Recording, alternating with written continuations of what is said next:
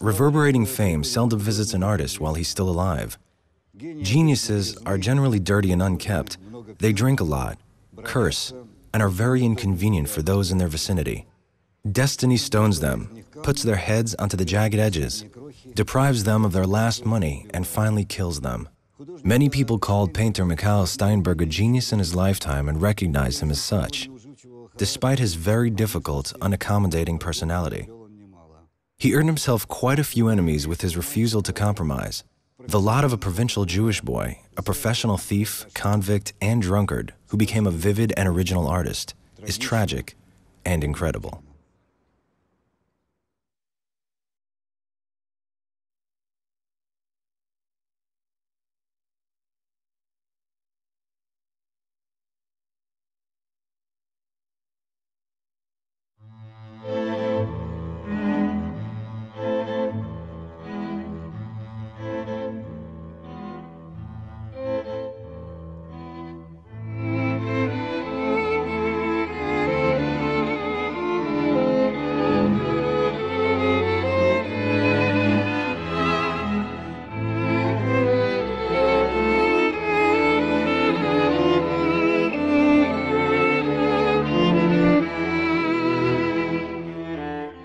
У меня очень хороший батька был. Он и стихи писал, и, конечно, рисовал запоем.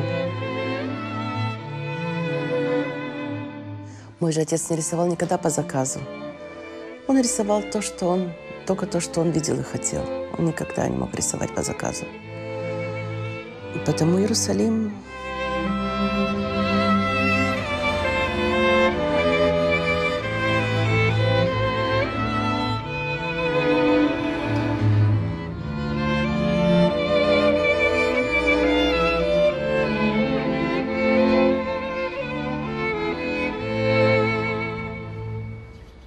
I love to paint paintings. Everything else for me is a hollow sound. My best friend was right when he said, "Don't write your illiterate poems. It will be better for you to paint your illiterate paintings. Your friends will not recoil from them, but on the contrary, even your enemies will come to love you." He was right, and I recognize this in the years of my life. It seems to me that every creative artist has a time in his life when he wants to climb Jacob's ladder and clean his blemished wings there, and having accumulated magical dreams, descend below to rectify his sins and those of others as well. I remained on my own, and for the first time in a long time, this feeling warmed and comforted me. My childhood came back to me, my barefoot self-confidence and my sturdy legs and muscles. I drew completely taut, collected myself, and switched on an aura of energy batteries within myself that had saved me more than once. The situation was dreadfully unspeakable. I need to collect myself, purge, and pray. I'll go to the Wailing Wall, hurl myself into its embrace, and it will nudge me from the dead spot. Let them hear my prayer. And then I will just start to paint, laying my paints out on a palette, putting up a canvas, having forgotten about time and catastrophes. Here it is, this wall of mine. I hear the cries of Jeremiah. He is violently pressing down on the golden dome of Al-Aqsa, wounding me. He forged my soul.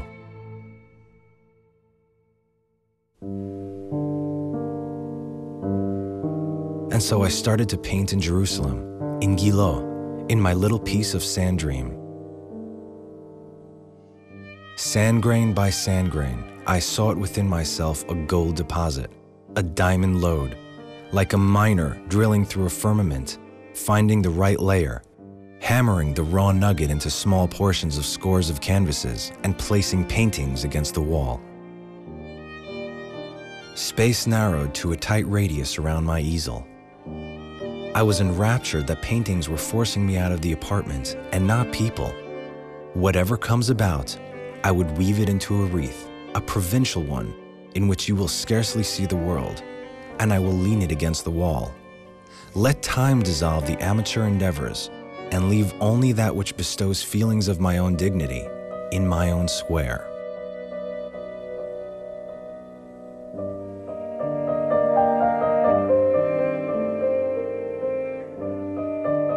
просто хотел делать выставки в музее, чтобы показать свое искусство, не продавать. Это его не интересовало. Он никогда не хотел продавать свои картины. Все говорили, искусство потрясающее, очень хорошее.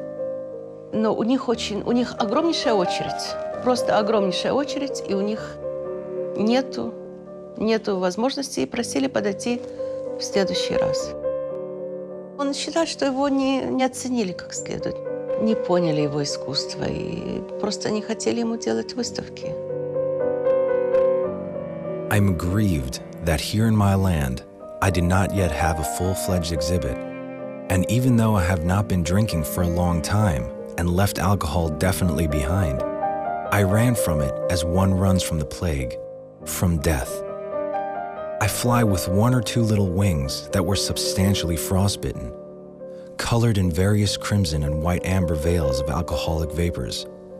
So I have to stay longer than others on Jacob's ladder. And there's no harm in that, since there is time left to reflect and try to view distant horizons. Of course, I climbed the ladder drunk, but coming down, I felt a thirst for painting. Отец никогда не говорил мне, если у него были какие-то проблемы. Наоборот, он всегда все с юмором, все будет хорошо. Он очень такой, он всегда поддерживал, а не плакал. Никогда, никогда. Продолжал писать.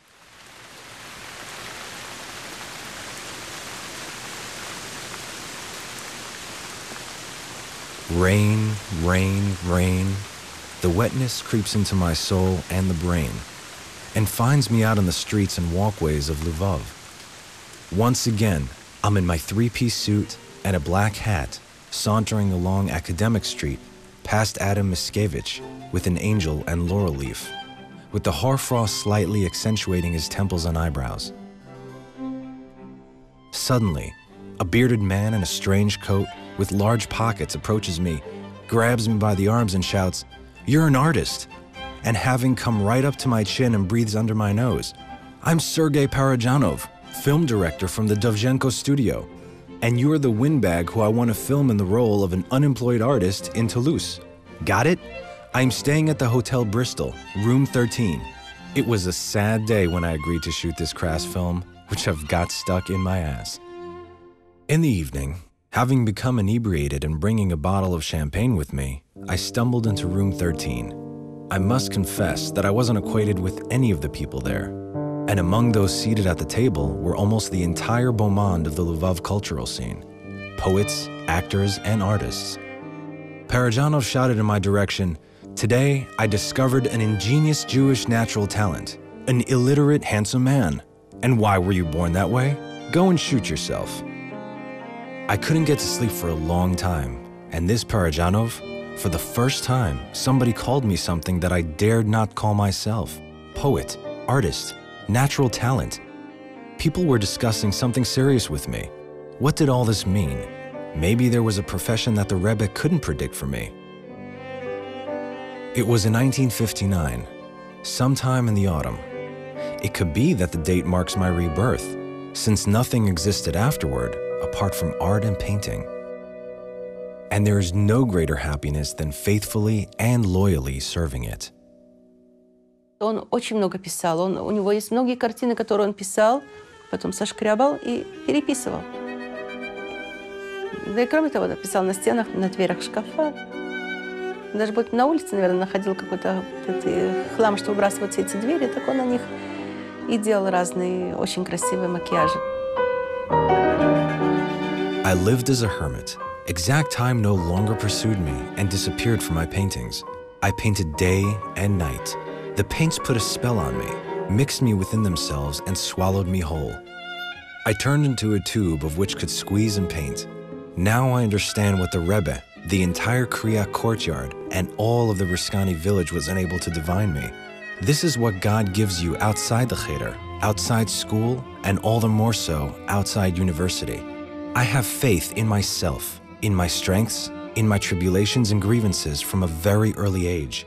Scourged by all the whips of life of a drayman in a provincial town, I became an artist. I will die an artist. It was with these thoughts that I would sit down to paint, and just as in childhood before I snatched a wallet, I prayed to God not to get caught. I now pray that I can paint a worthy painting.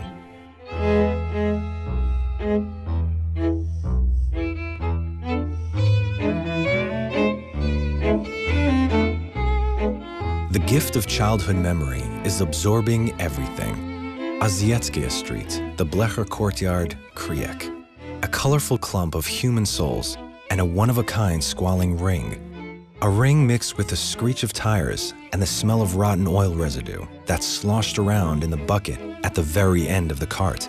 The rusting roofs were still visible on the drowning horizon, and the little horses had long since melded together in our dream of a satisfying meal.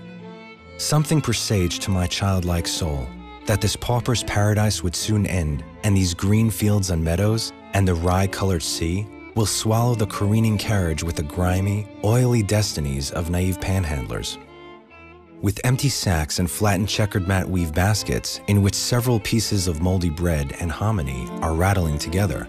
At times, my father would hand me the reins and my mouth would water with pleasure. I wouldn't believe that this pair of horses was running so rhythmically under my control, that there was such power in my little hands.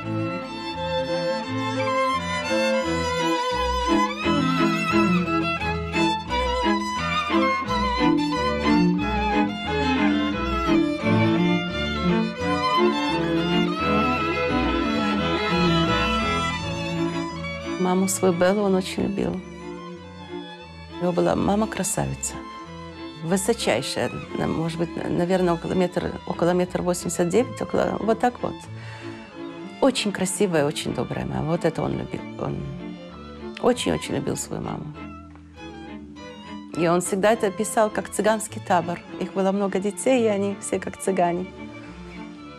С отцом. Отец только умел читать и писать, значит, он был там, вроде бы в газете работал. А мама нет.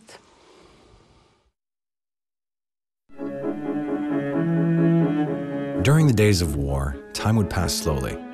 My father was taken to the workmen's front in Kuibyshev, and he never returned from there. My brother didn't return from the front either, missing in action. This broke my mother down, and she ended up in the hospital. I had to feed myself, but how? There was the market. There were sacks of potatoes, apricots, raisins, biscuits, and dried melon. That's what I started with.